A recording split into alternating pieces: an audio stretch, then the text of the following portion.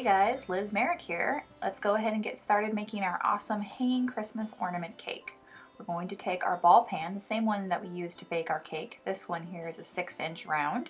And we're going to place it on a smaller pan in preparation to pour some chocolate.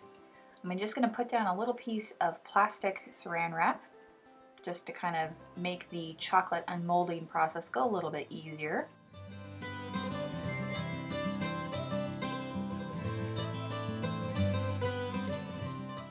Next, I'm going to take a PVC coupler.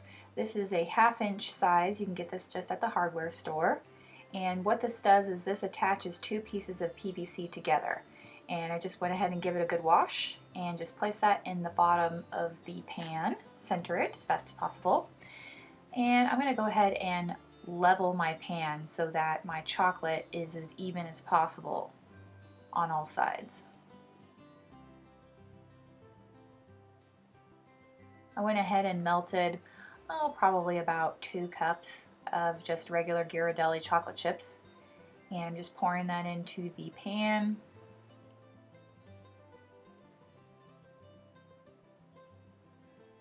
And I'm just going to tap around the outside to just get it to lay flat. The chocolate does not have to cover the PVC coupler. And go ahead and pop this into the refrigerator until it's nicely chilled and firm. And take it out of the bowl and go ahead and place it onto another piece of PVC. So what I have here is a heavy board that has a flange and a male adapter screwed into it, and that's basically my base that I'm going to work off of. And then I inserted a 1/2 inch piece of PVC pipe into the male adapter, and that is holding our chocolate base. And this makes it a lot easier to go ahead and apply our buttercream and start stacking our cake. So go ahead and get your 2 6-inch rounds. These were baked in the ball pan. And I'm going to trim off the top layers of both of them so they're nice and flat. And then one of them I'm going to cut off the bottom about 2 inches of the cake, and that's going to basically be the part that is the chocolate so that it's one continuous sphere.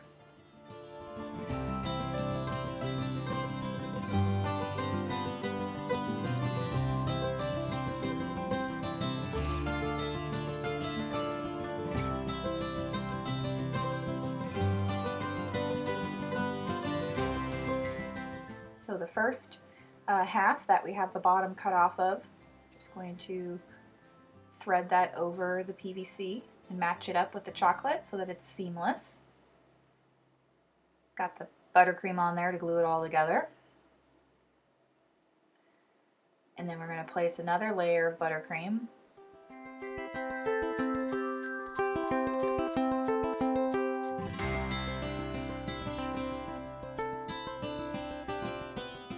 And then go ahead and assemble the rest of your cake.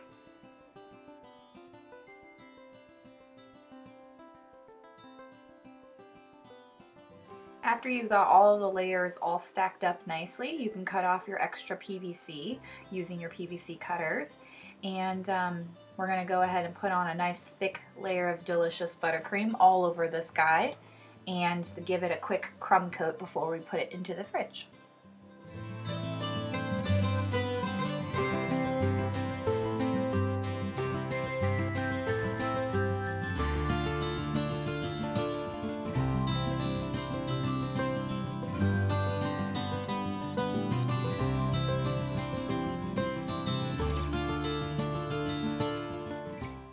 Once you have a good layer of buttercream onto your cake, you're going to use a thin piece of acetate. This is probably about 6 inches long or so, and you can just get this at off a supply store. I've just cut a piece that's about 6 inches by 4 inches, and it sort of has like a natural curve to it. So you're going to use that natural curve to smooth away the excess buttercream that's all over your sphere. And this is a great way to get basically like a perfect sphere. And it's really difficult to get a sphere if you're just using a spatula. So this process is very quick and results in a pretty much flawless spherical cake.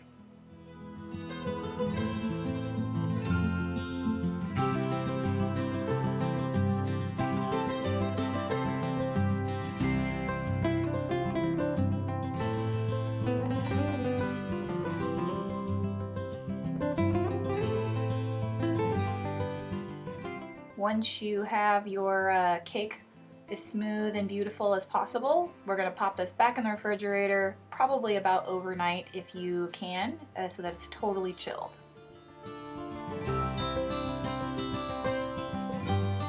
While our cake is chilling in the fridge, now is a great time to start getting our plaid paper ready. I'm using wafer paper and I'm going to airbrush it red to begin with. I'm not going to use my airbrush booth, but I don't want to get red spray all over the kitchen. So I'm going to take my Americolor airbrush spray, load it into my airbrush, and then place my paper inside a plastic container that just has some plastic wrap applied over the top of it, so that when I spray, most of the airbrush particles stay inside the container here. But you know, don't go crazy with the spray because it still kind of gets into the air. So you'll end up with like a cloud of airbrush material kind of bursting out all over your face when you lift up the plastic. So go in minimal sprays, you know, spray a little bit, let things settle, and spray another layer and then another layer until you have a nice red piece of wafer paper. Don't forget to spray both sides.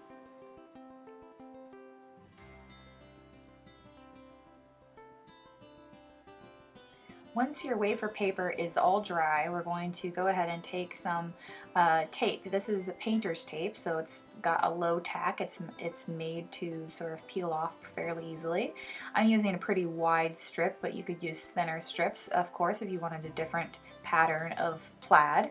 But you're basically going to go horizontal first, just evenly spaced all over the surface of the wafer paper. Don't press too firmly. You don't want these to get stuck permanently. And then we're going to place the wafer paper back in our container and load some black airbrush color into our airbrush gun. Again, I'm using Baker's Craft color, I believe it is. I think I said Americolor before, but I think it's Bakery Craft. Bakery Craft? I don't know. Any airbrush color is going to be fine. But you're basically just doing like a nice light coat over the whole surface, and then you're going to peel off the tape very carefully. Just go slow and just hold down the edge as you peel off the tape.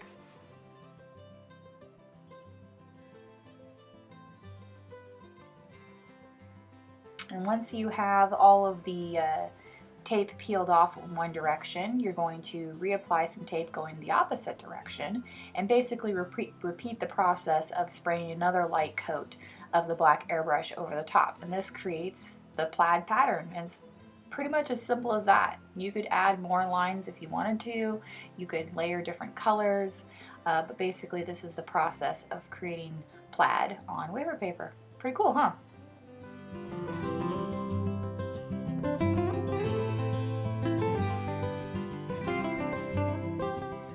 So now our sphere is all chilled, and we're going to cover it in some Saraceno modeling paste. This is something that I picked up in the UK, but you could use fondant or modeling chocolate or a mixture of both. But basically, Saraceno modeling paste is already a mixture of both. It's like a fondant that has, let's see, what is it called? Cocoa butter, melted cocoa butter worked into it already. So it gets really firm basically.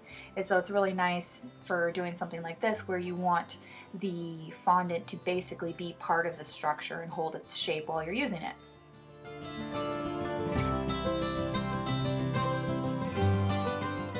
So we're going to roll it out on a nice flat piece and drape it over the top of our cake. And we're going to start working it over the surface of the sphere. And you're going to be kind of just pulling it backwards, working out any sort of imperfections, any wrinkles, buffing them out with your hand as far back as you can go, and just working around the lower piece of PVC pipe. And then once you get to a point where you start feeling like it's getting too thin or you got too many wrinkles, go ahead and stop.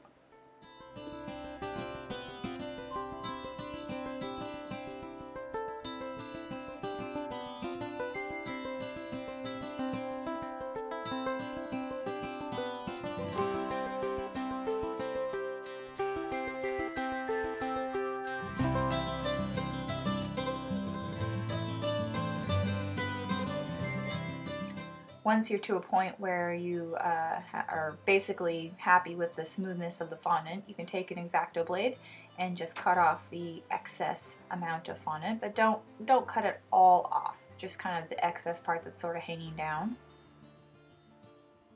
And then we're going to roll out another piece of fondant to cover the back side.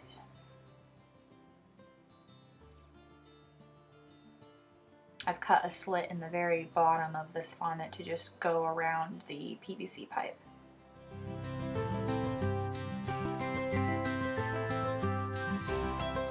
It's a pretty great looking sphere so far.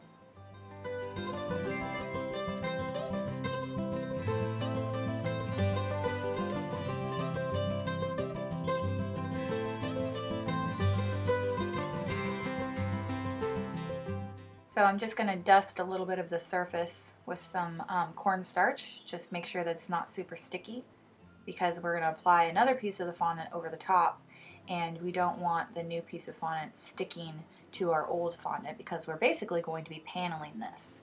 So we're going to do the same process as we did before. We just stretch it over the surface of the sphere and make sure it just overlaps the seam of the other piece. You see how stretchy this Saraceno is? It's really great stuff.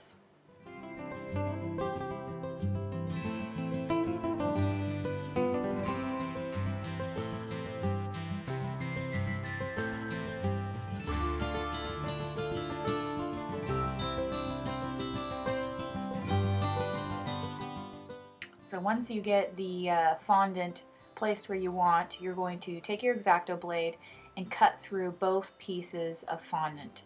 So you're going through both seams, and then you're going to peel back the back piece of fondant that you've just applied, remove the under piece of the other piece of fondant, if that makes sense, and then push the seams together, and then you're going to buff out the seams by just kind of pushing and pulling and smudging with your hands. And don't worry about getting the surface totally perfect, because you're really not going to even be able to notice once we're done.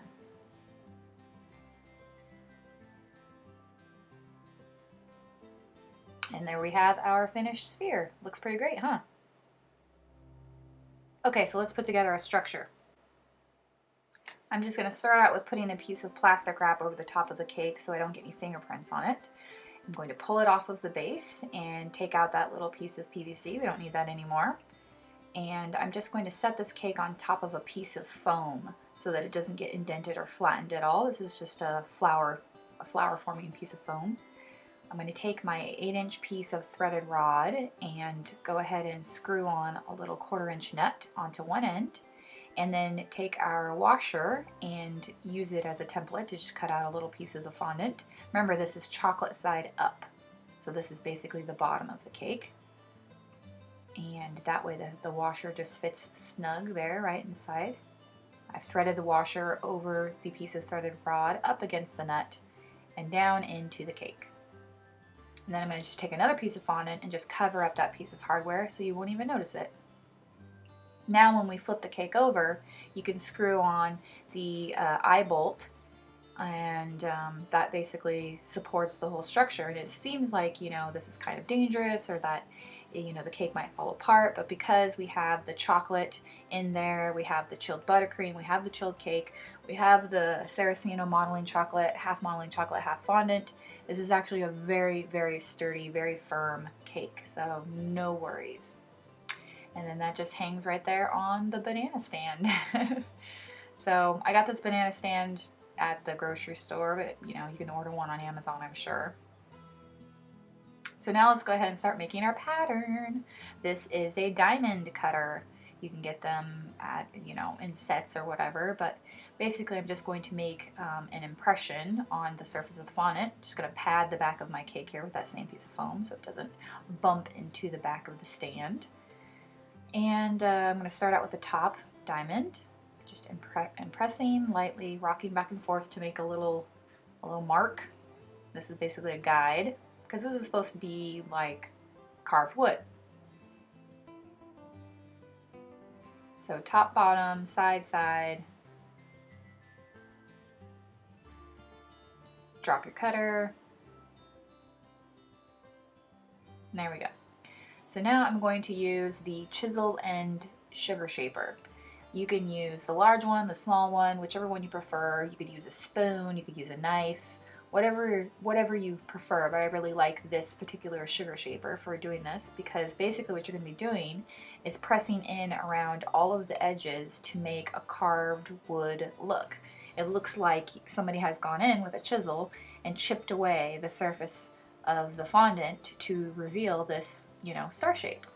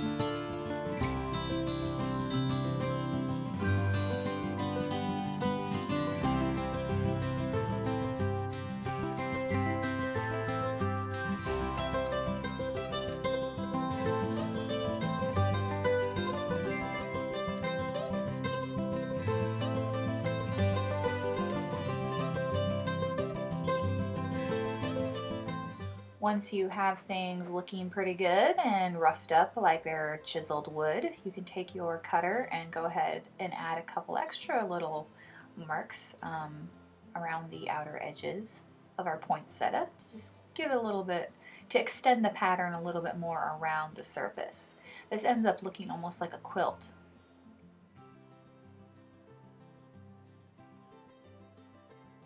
And then go ahead and do the same process with the sugar shaper to get that chiseled look around everything.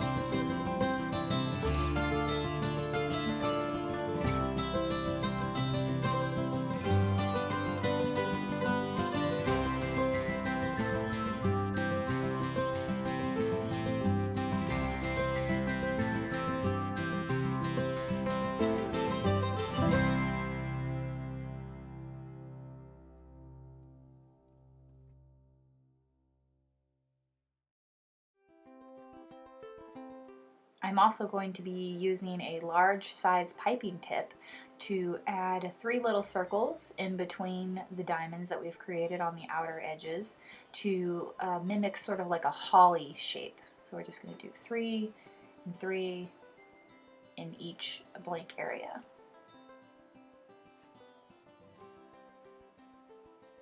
And then once we have got those on there, we're going to just continue that chiseled look around the holly berries as well.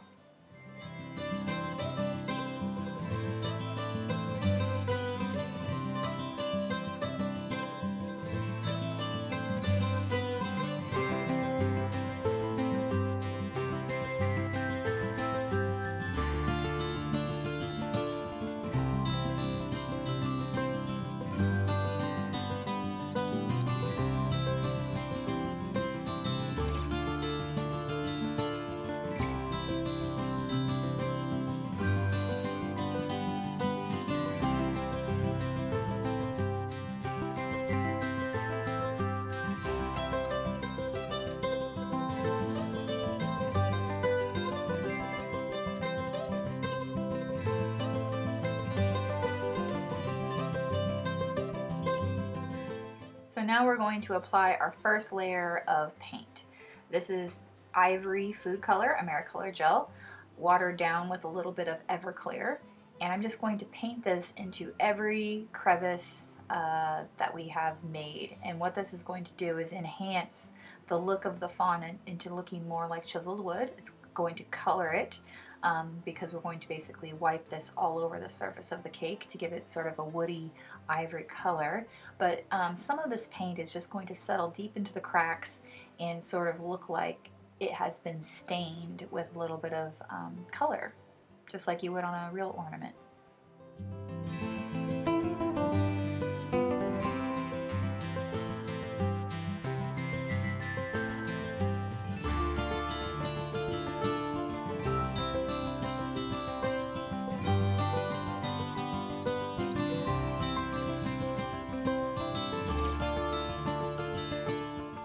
Once you have the whole surface painted, just take a damp paper towel and just wipe off the whole surface of your cake, just smearing the color all over, getting into all of the nooks and crannies. And then you're going to make a second pass with a fresh paper towel and basically wipe off any excess moisture and color that is on the surface, so it ends up being a little bit lighter, but all of the color is going to settle into the nooks and crannies and it's just going to look gorgeous. I even considered leaving it at this stage because I just thought it looked so nice.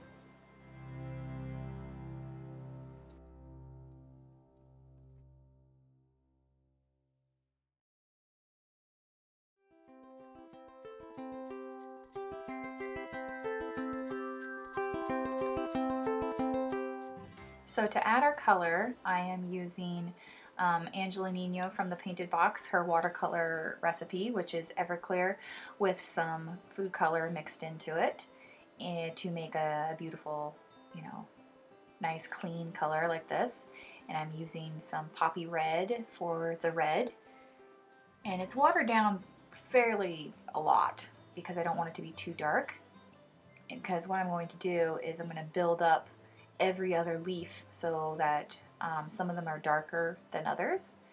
And for the green, I used avocado green Americolor gel with just like a touch of black. So that is, I don't want anything to be too vibrantly colored or too saturated. I want it to kind of have that vintage look.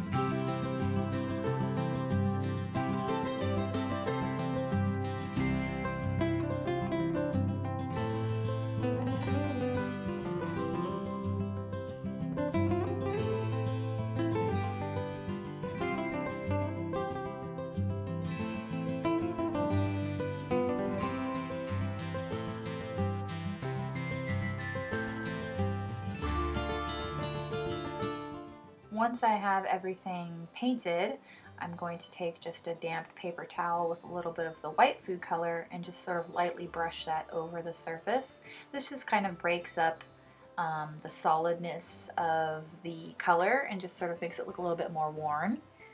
And then I'm going to take some black airbrush color and a fine tipped brush and just work that black airbrush color into all of the crevices to make it look like a final sort of rubbing of oil that has settled into all of the crevices of the carved wood.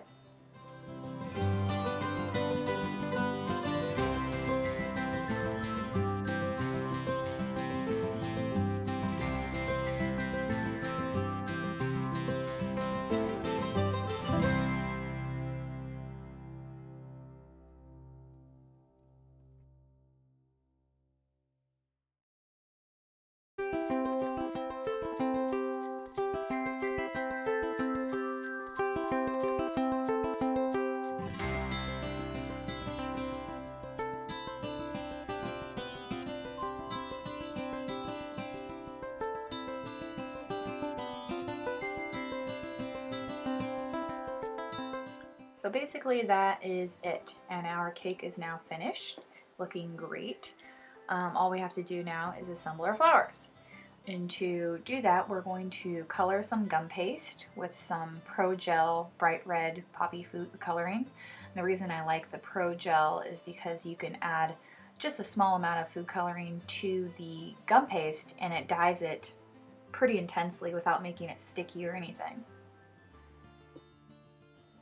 I've also cut some pieces of 28 gauge floral wire. I'm just taking some small bits of the gum paste and rolling it into my fingers with some shortening on my hands to keep it from sticking. And I'm going to insert the wire into the center of the berry, but first I'm going to dip it in some water mixed with some Tylose powder to make like a gum glue so that the berries don't slip off. And then I made probably about 25 of these, 30 maybe, but I made them all ahead of time so that they had time to dry. So this is probably something that's also good to do ahead of time. Once they're all dry, you're going to gather them together in some bunches and twist the wires together. Some of these bunches we're going to use for centers of the plaid flowers, and others we're going to use as decoration around the flower to just sort of fill out the top part of the cake and kind of make it look beautiful so you're not just looking at like the hook.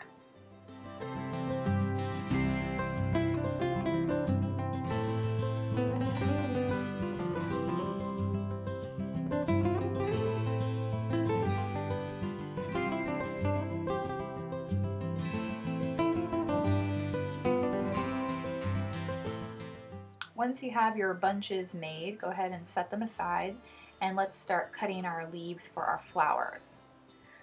I'm going to take my piece of wafer paper and I'm going to cut basically three petals that are roughly about 2 inches long. They're kind of a leaf shape. I just freehanded it, but you could use a template if you needed to. So 3 small petals. And then 3 medium-sized petals. By medium, I just mean larger than your smallest petals.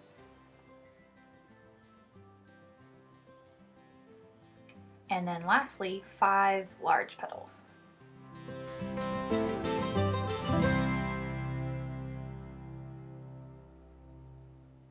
Then after you have your petals cut, I want you to fold each one in half to create a little crease.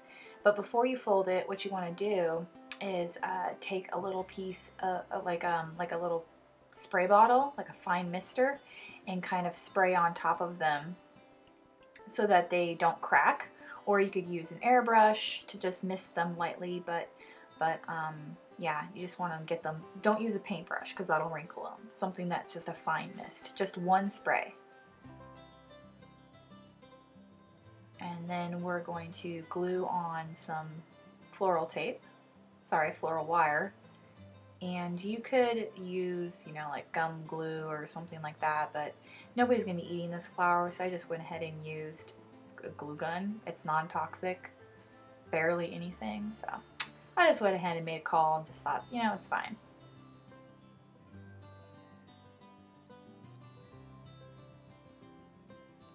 The wires are probably about 6 inches long.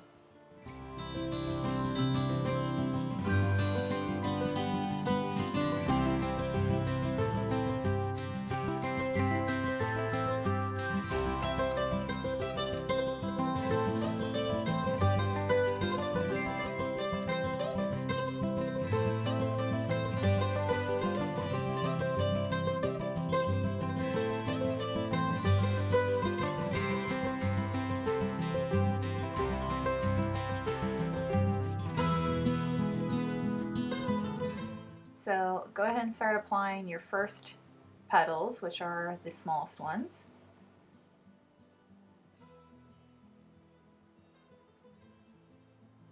Twisting the wires around the base as you go.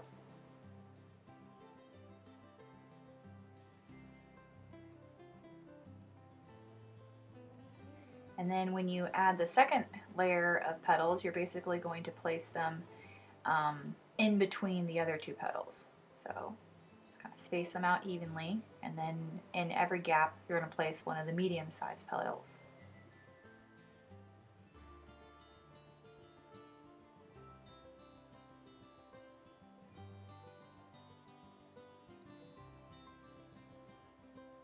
I actually sprayed these petals a little bit with some mist to kind of get them to bend a little bit. It's not necessary, but you know, if you want them to be a little bit more wrinkly, you can give them a little mist of some water.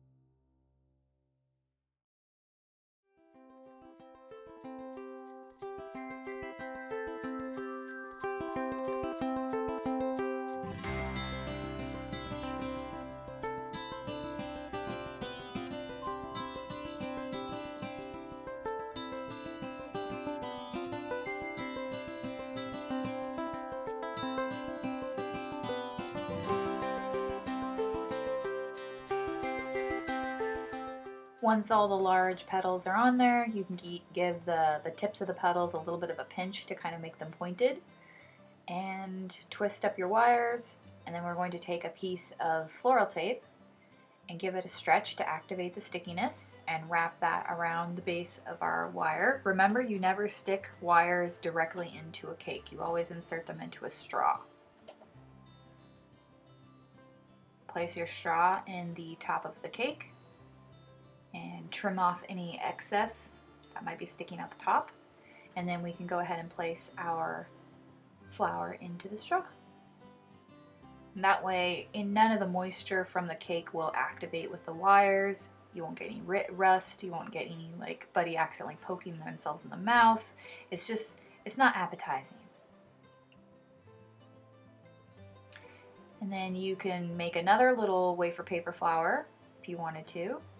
Smaller one as an accent for the other side, and then bunch together some of the berries and arrange those around the top.